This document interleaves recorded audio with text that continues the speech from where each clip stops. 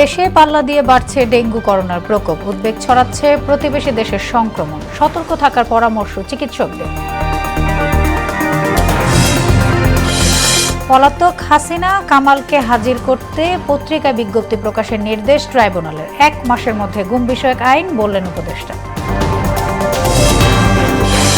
টিউলিপকে British নাগরিক নয়, অপরাধী হিসেবে বিবেচনা করছে দুদক। যুক্তরাজ্যের সাবেক ভূমিমন্ত্রীর 1000 কোটি টাকা সম্পদ জব্দ। এবং ফেব্রুয়ারিতে নির্বাচন নিয়ে উদ্বিগ্ন নয় ঐকমত্য কমিশন, বললেন আলী রিয়াজ। দ্রুত সংস্কার শুরুর তাগিদ তোফায়েল আহমেদের।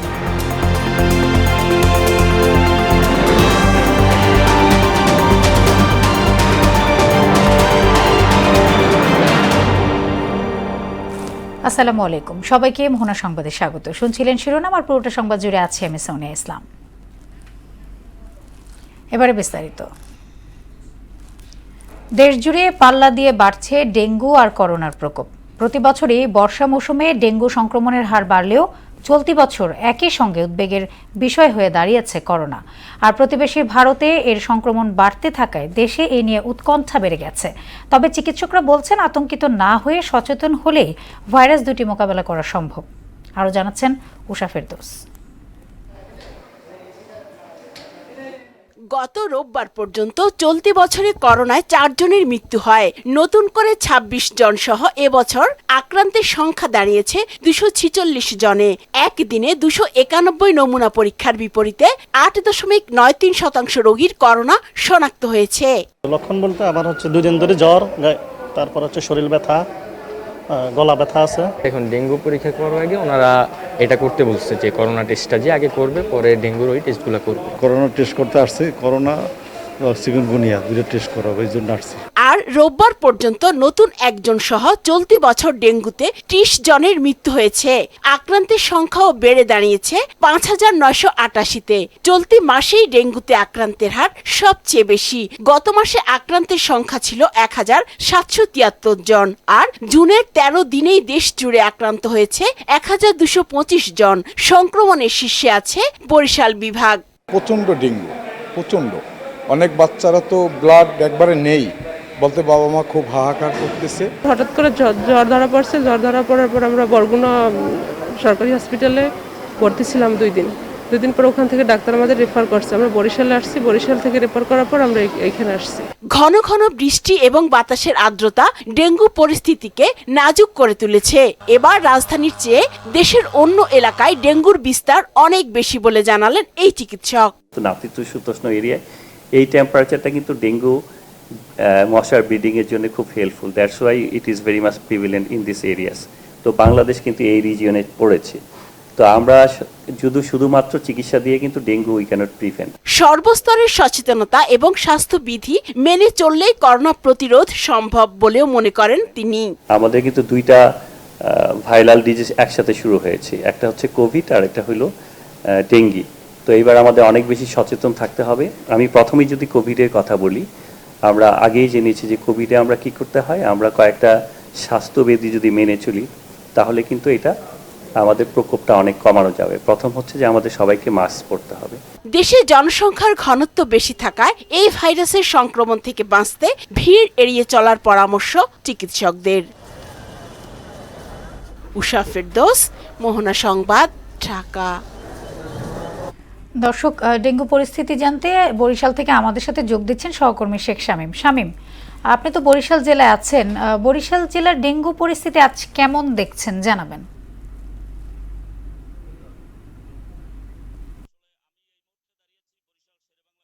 হাসপাতালে আপনি জানেন যে দক্ষিণাঞ্চলের সবচেয়ে বড় চিকিৎসা কেন্দ্র এটি।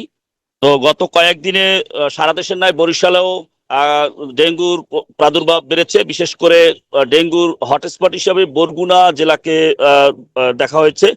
আমি বরিশাল বিভাগে যে স্বাস্থ্য কর্মকর্তা আছেন, আমি তার সাথে কথা বলেছি। তিনি জানিয়েছেন যে ডেঙ্গুর পাশাপাশি করোনারও প্রাদুর্ভাব ছড়িয়ে পড়েছে এবং স্বাস্থ্য বিভাগ থেকে অলরেডি মহামারীর যে বিষয়টি সেটি ধরা হয়েছে। এ পর্যন্ত বরিশাল বিভাগে 8 জন মারা গেছে বলে আমাদের কাছে তথ্য রয়েছে। এছাড়া দেশের অন্যান্য জায়গায়ও ডেঙ্গুর প্রাদুর্ভাব ছড়িয়ে পড়েছে। একই সাথে বরিশালের বিভিন্ন জায়গায়, যেসব জায়গা বিশেষ করে ডোবা নালা নোংরা পরিবেশ, সেই সব জায়গা যদি পরিষ্কার পরিচ্ছন্ন না রাখা হয় তাহলে ডেঙ্গুর যে ভয়াবহতা তা আরো বাড়বে। এবং বরিশালের যারা মূলত ডেঙ্গুর যারা আক্রান্ত হচ্ছে বেশিরভাগই বরিশাল বিভাগের বিভিন্ন জেলা, 6টি জেলার মধ্যে বরিশাল বিভাগের বরগুনাতে সবচেয়ে বেশি। তো এছাড়া আমি বরিশালের প্রশাসক হিসাবে যে রয়েছেন রায়হান কায়সার, আমি তার সাথে কথা বলেছি। তারা ডেঙ্গু মোকাবেলার জন্য সব ধরনের সহযোগিতার আশ্বাস দিয়েছেন এবং বরিশাল সিটি কর্পোরেশনের বিভিন্ন জায়গায় তাদের অভিযান অব্যাহত রয়েছে এবং মাইকিং করা হয়েছে। তো এছাড়া বরিশাল বিভাগের অন্যান্য জায়গা থেকে যারা আক্রান্ত হয়ে এখানে ভর্তি হচ্ছে তাদেরকে চিকিৎসা দিচ্ছেন বলে জানিয়েছেন বরিশাল মেডিকেলের পরিচালক। তো এই ছিল আমার কাছে বরিশাল থেকে সর্বশেষ সংবাদ। শামীম, আপনাকে ধন্যবাদ। জুলাই অভ্যুত্থানে সংগঠিত মানবতা বিরোধী অপরাধ মামলায় পলাতক শেখ হাসিনা ও সাবেক স্বরাষ্ট্রমন্ত্রী আসাদুজ্জামান খান কামালকে হাজির হতে দুটি পত্রিকায় বিজ্ঞপ্তি প্রকাশের নির্দেশ দিয়েছেন ট্রাইব্যুনাল। দুজনকে গ্রেফতার করতে না পারায় এমন পদক্ষেপ নেওয়া হয়েছে। আগামী 24শে জুন এই মামলার পরবর্তী শুনানির দিন ধার্য করা হয়েছে। এ বিষয়ে আরো জানাচ্ছেন কাজী পাপ্পু। জুলাই আগস্ট আন্দোলনে গণহত্যার দায়ে বিচারের মুখোমুখি ক্ষমতাচ্যুত প্রধানমন্ত্রী শেখ হাসিনা, সেই মামলায় 1 জুন আন্তর্জাতিক অপরাধ ট্রাইব্যুনালে আনুষ্ঠানিক অভিযোগ জমা দেওয়ার মাধ্যমে শুরু হয় বিচার কাজ। শেখ হাসিনার পাশাপাশি আসামি করা হয় সাবেক স্বরাষ্ট্রমন্ত্রী আসাদুজ্জামান খান কামাল ও সাবেক আইজিপি চৌধুরী আব্দুল্লাহ আল মামুনকে।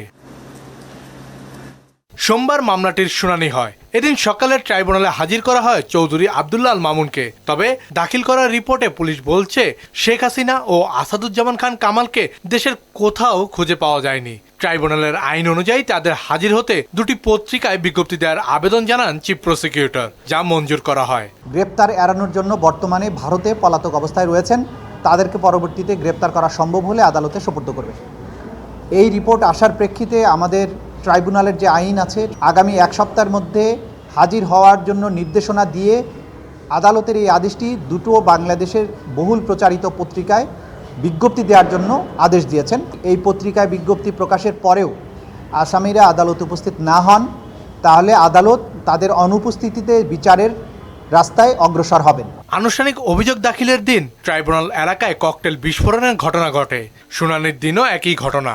যদিও এসব আমলে না নেওয়ার কথা উল্লেখ করে চিফ প্রসিকিউটর বলেন তাদের লক্ষ্য বিচার নিশ্চিত করা। এটা ন্যায় বিচারের দাবি, আইনের দাবি, জাতীয় প্রত্যাশা, সেটা স্মুথলি অগ্রসর হতে থাকবে।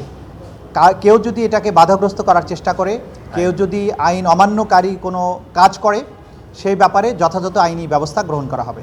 মামলার পরবর্তী শুনানির জন্য 24 জুন তারিখ নির্ধারণ করেছেন চেয়ারম্যান গোলাম মর্তুজা মজুমদারের নেতৃত্বাধীন ট্রাইব্যুনাল। 24শে জুনের মধ্যে তারা যাতে এই আদালতে এসে হাজির হয়ে এই বিচার প্রক্রিয়া মোকাবেলা করেন।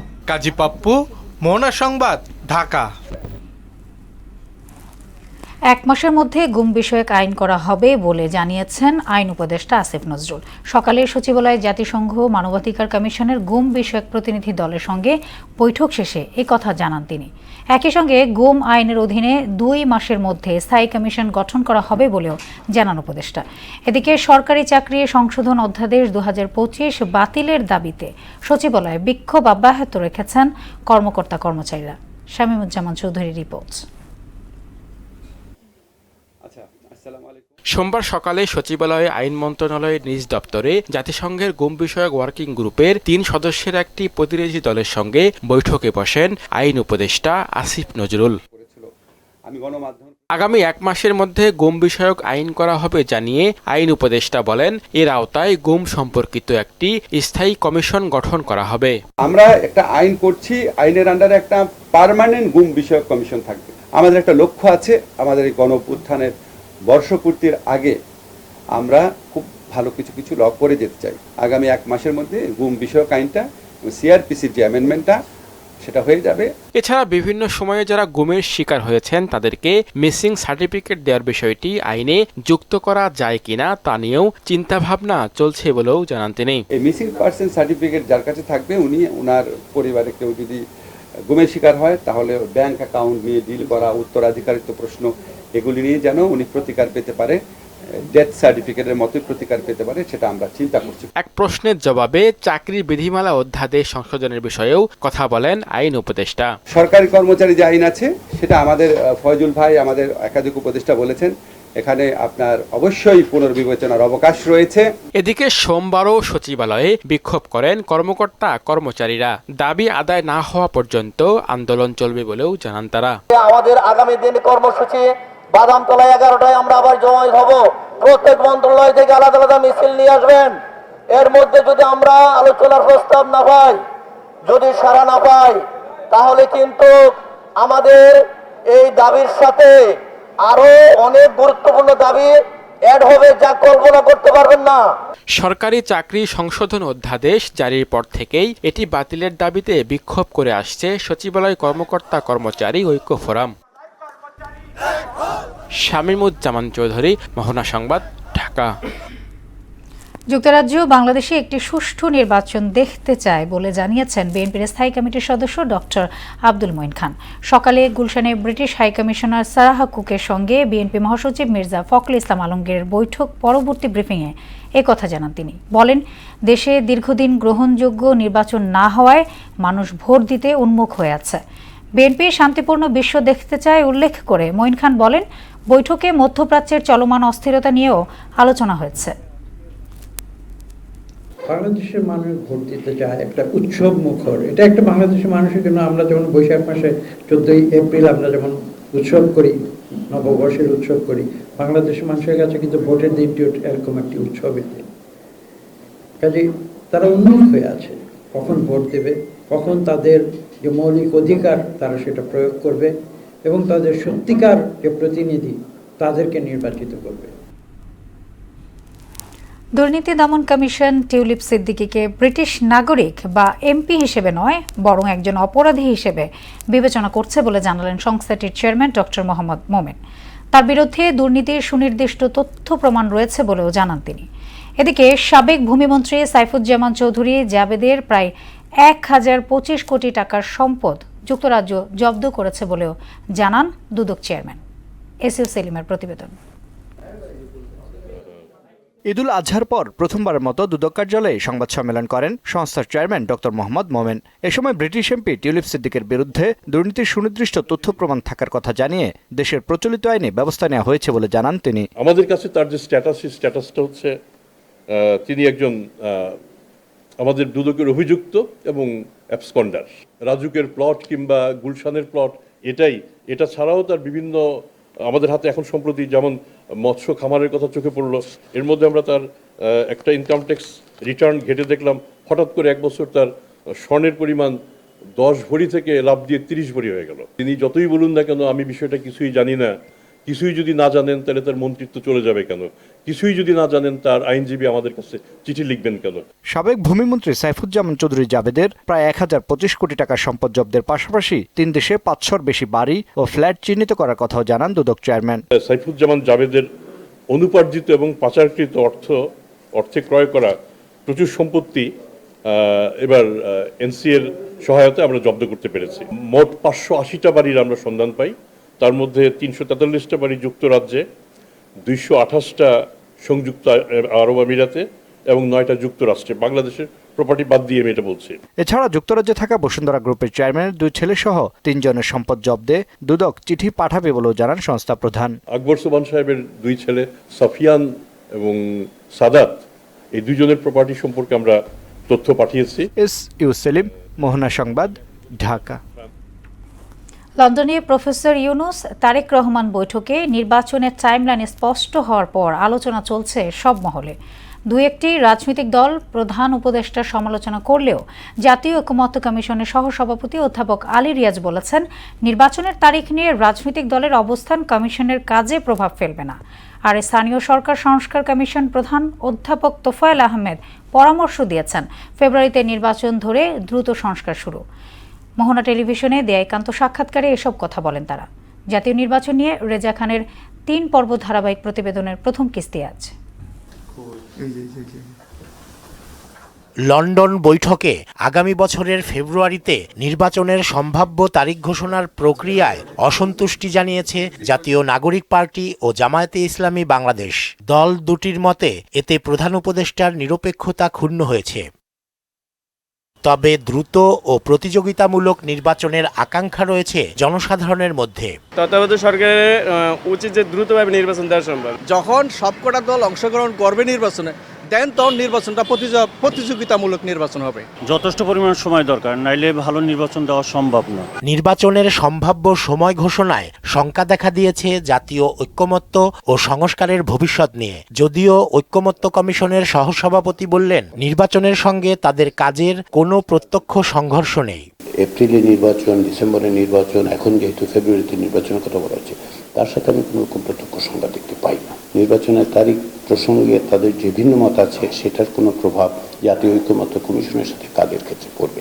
গেল 2 মাস ঐক্যমত্য কমিশনের সঙ্গে রাজনৈতিক দলগুলোর আলোচনা হয়েছে। যেসব বিষয়ে মতানৈক্য দেখা দিয়েছে তা নিরসনে মঙ্গলবার থেকে শুরু হচ্ছে দ্বিতীয় পর্যায়ের আলোচনা। প্রায় 2 মাস ধরে আলোচনা আমরা বেশ খানিকটা অগ্রগতি অর্জন করেছি, আবার বেশ কিছু বিষয়ে অগ্রগতি অর্জন করা যায়নি, সেজন্যই দ্বিতীয় পর্যায়ের আলোচনা হচ্ছে। সেক্ষেত্রে আমি রাজনৈতিক দলগুলোর কাছ থেকে এমন কোনো ইঙ্গিত পাইনি যাতে তারা বলছেন যে জাতীয় সনদ তৈরির প্রক্রিয়া, অর্থাৎ জাতীয় ঐক্যমত্য কমিশনের সাথে কাজের ক্ষেত্রে এগুলি কোনো রকম বাধা সৃষ্টি করবে।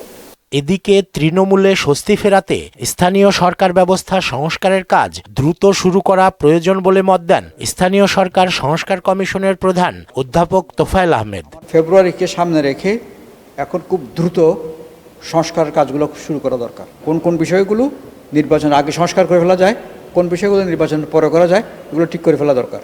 এবং এগুলো টাস্ক ফোর্স করে জাতীয় ঐক্যমত্য কমিশন, তাদের মাধ্যমে এগুলো ঠিক করে ফেলা দরকার।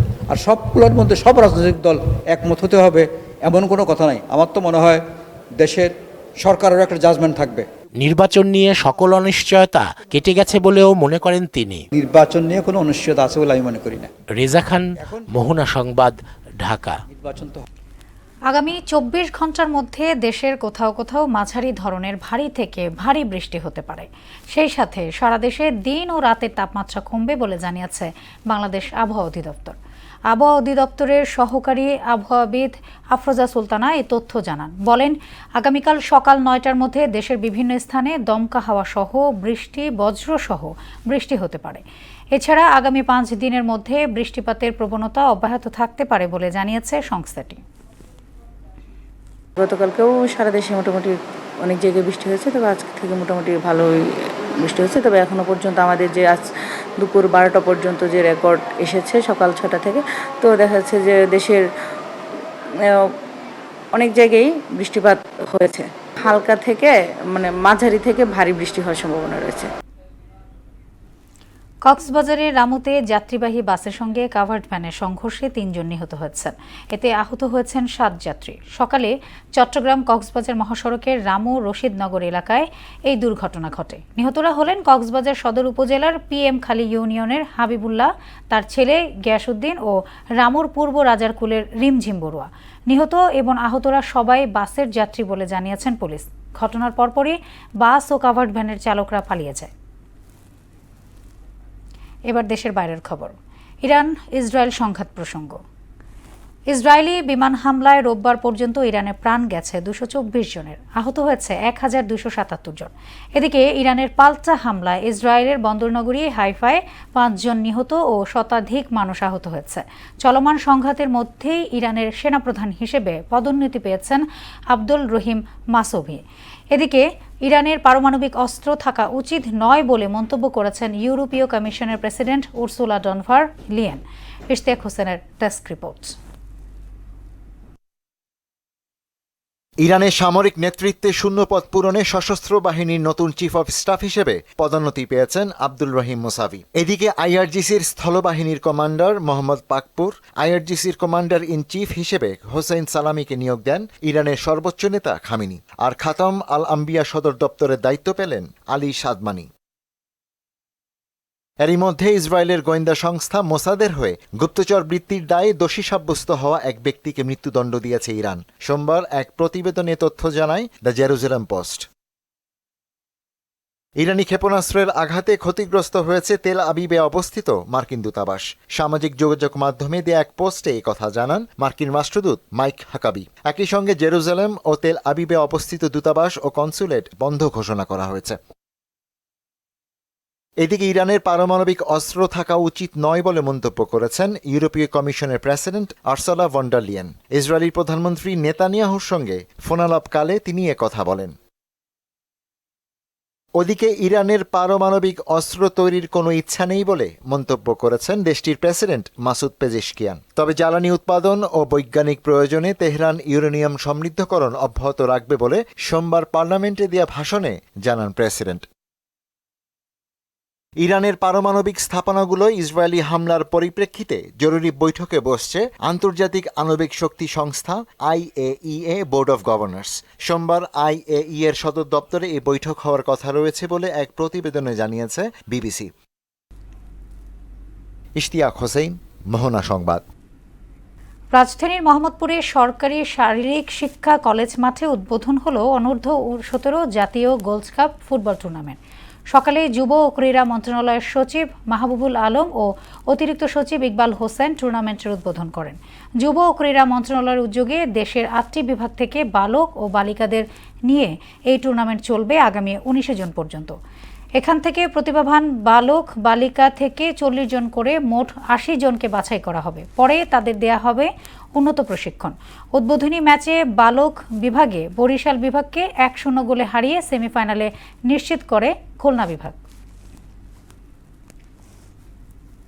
শেষ করব মোহনা সংবাদ, যাবার আগে শিরোনামগুলো আরও একবার।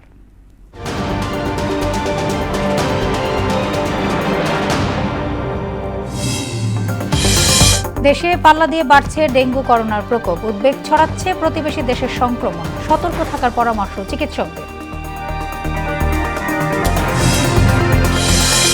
পলাতক হাসিনা কামালকে হাজির করতে পত্রিকায় বিজ্ঞপ্তি প্রকাশের নির্দেশ ট্রাইব্যুনালের। 1 মাসের মধ্যে গুম বিষয়ক আইন, বললেন উপদেষ্টা। টিউলিপকে ব্রিটিশ নাগরিক নয় অপরাধী হিসেবে বিবেচনা করছে দুদক। যুক্তরাজ্য সাবেক ভূমিমন্ত্রীর 1000 কোটি টাকার সম্পদ জব্দ। এবং ফেব্রুয়ারিতে নির্বাচন নিয়ে উদ্বিগ্ন নয় ঐকমত্য কমিশন, বললেন আলী রিয়াজ। দ্রুত সংস্কার শুরুর তাগিদ তোফায়েল আহমেদ।